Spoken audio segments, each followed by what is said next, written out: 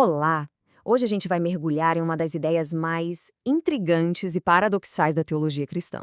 Vamos juntos descobrir por que a maior de todas as sabedorias pode parecer, à primeira vista, uma completa loucura. Deus e Nós apresenta Proclamação às Nações. A pergunta que vai guiar toda a nossa conversa é exatamente essa. E se aquilo que o mundo olha e acha que é insensatez for, na verdade, a forma mais profunda de sabedoria que existe?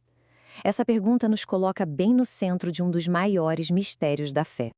Bom, para começar, a gente precisa entender o ponto de partida de tudo isso. O grande dilema da sabedoria humana e as limitações que fazem parte da nossa própria natureza. A fonte que estamos analisando é muito direta nisso. A natureza carnal, a nossa natureza humana, é como um sistema fechado. Ela só consegue produzir mais de si mesma. Não tem como ela se transformar usando os próprios recursos. É um ciclo que, por dentro, não tem como ser quebrado. E olha, a fonte usa uma analogia que é forte, mas é perfeita. Tentar melhorar a natureza humana com as ferramentas da própria natureza humana é como empilhar esterco sobre esterco. A pilha só vai crescendo e, convenhamos, o problema só piora. Não acontece uma mudança de verdade na essência da coisa. E aqui a gente define o principal obstáculo. A fonte usa um termo grego, Sophia Logos, para descrever essa sabedoria. E veja bem, não se trata de ser burro ou inteligente. É sobre um tipo de sabedoria que é totalmente terrena, baseada no que a gente consegue ver, entender e controlar por conta própria. O contraste aqui é gritante. De um lado, essa sabedoria humana que as fontes bíblicas chegam a descrever como animal, terrena e demoníaca, e que, por natureza, entra em conflito com Deus. Do outro lado, a sabedoria que vem do alto, a sabedoria divina. Os destinos completamente opostos. Agora vamos virar a chave e olhar para a solução. Uma solução que se apresenta como um paradoxo total para essa lógica humana. Porque exatamente onde o ser humano enxerga fraqueza e derrota, é ali que Deus revela o seu maior poder. A chave para a gente entender tudo isso está lá em 1 Coríntios, capítulo 1, versículo 18.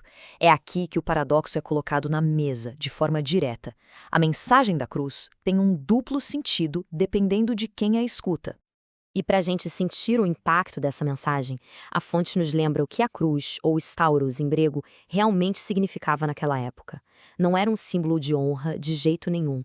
Era um instrumento de punição brutal, de vergonha pública, associada ao que havia de pior na sociedade. Para a sabedoria humana, era o símbolo máximo do fracasso. Então, o ponto crucial é este. É a mesma mensagem, o mesmo evento. Para aqueles que estão presos na sabedoria humana, no caminho da perdição, aquilo parece uma completa tolice, uma loucura. Mas para aqueles que estão sendo salvos, essa mesmíssima mensagem é a manifestação clara do poder de Deus. A percepção muda, da água para o vinho. Certo, mas como alguém acessa esse poder de Deus? A fonte explica que não é por meio de um esforço humano, mas sim através de uma transformação interna, uma mudança fundamental. E aqui é fundamental entender que a fonte aponta para uma diferença muito profunda.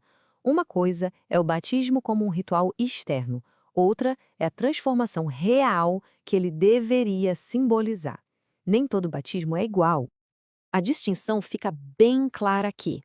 O batismo de João, com água, era um ato que preparava o terreno, era um símbolo.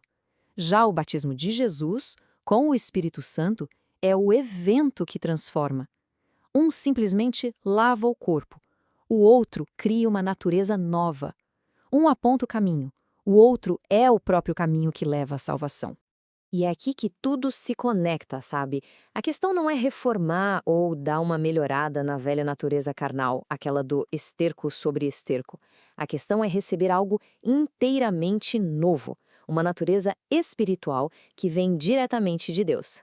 Vamos avançar um pouco e ver como essa sabedoria humana, que a gente já definiu, trabalha ativamente para anular o poder da cruz, para torná-la ineficaz na vida de uma pessoa. A palavra usada na fonte é muito forte, esvaziar. Significa literalmente anular, tirar a força, tornar algo inútil.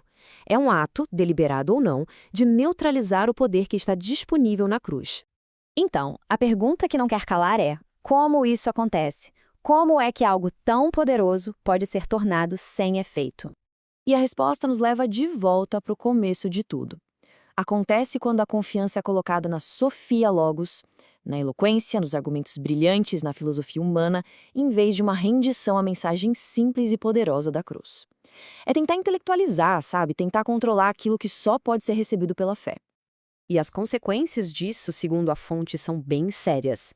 Os esforços se tornam inúteis, as ações não têm efeito algum, a vida se torna infrutífera e a fé vira uma casca vazia. A pessoa pode até falar sobre a cruz, mas ela esvaziou a cruz do seu poder de transformar ao tentar chegar nela com as ferramentas erradas. Finalmente, a fonte nos mostra o caminho para resolver esse conflito. Como escapar da armadilha da sabedoria humana e, de fato, abraçar o poder transformador da cruz. A ideia central é reafirmada aqui de um jeito simples e direto. A forma como se enxerga a cruz define o caminho. Aquilo que é tolice para uns é a própria lógica da salvação para outros. O sentido só aparece quando se está na jornada certa. Isso aqui é crucial. A cruz não é uma filosofia para ser debatida, nem uma história para ser contada com palavras bonitas. É um evento de poder. Tentar reduzir a cruz a meras palavras é exatamente o que a esvazia. Ela precisa ser experimentada em seu poder, não apenas discutida em sua teoria. E assim, a gente termina com uma pergunta para reflexão. Essa análise toda nos apresentou dois tipos de sabedoria, dois caminhos e duas maneiras de ver a mesma verdade. A questão final, então, não é teórica, mas algo profundamente pessoal. Qual dessas sabedorias está sendo o alicerce, a fundação da vida?